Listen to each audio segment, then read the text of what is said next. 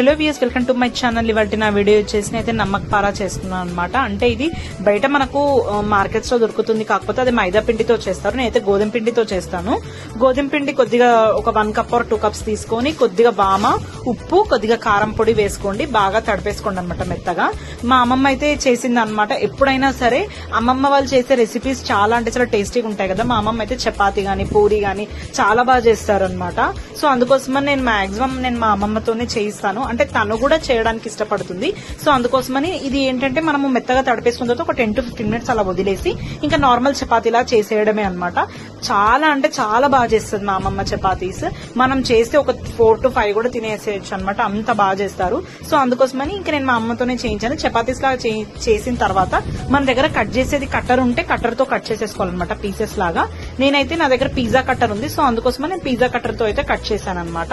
అంటే diamond shape కానీ మనకి ఇష్టం వచ్చిన షేప్స్ కట్ చేసేసుకొని ఇంకా ఆయిల్ లో డీప్ ఫ్రై చేసేసుకోవాలి.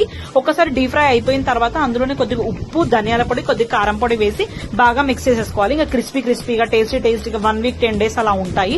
హాస్టల్ వెళ్లే పిల్లలకు గానీ అలా ఇవ్వచ్చు. ఇంకా మనం ఎక్కడైనా ట్రావెల్ చేస్తున్నప్పుడు కూడా తీసుకొని వెళ్ళొచ్చు. సో నేను ప్రతి వీడియోలో కూడా నేను టేస్ట్ బాగుంది అని చెప్తాను కాబట్టి, కాకపోతే ఎప్పుడు నేను చూపించలేదు కదా. సో అందుకోసం నేను మీ ముందే తిని ఎలా ఉందనేది నేను మీకు చూపిస్తున్నాను. అంటే చాలా క్రిస్పీగా వచ్చాయన్నమాట ఈసారి. మాక్సిమం మీరు ట్రై చేయండి తప్పకుండా. మైదా పిండితో కాకుండా గోధుమ పిండితో ట్రై చేయండి. And by, please subscribe to my channel.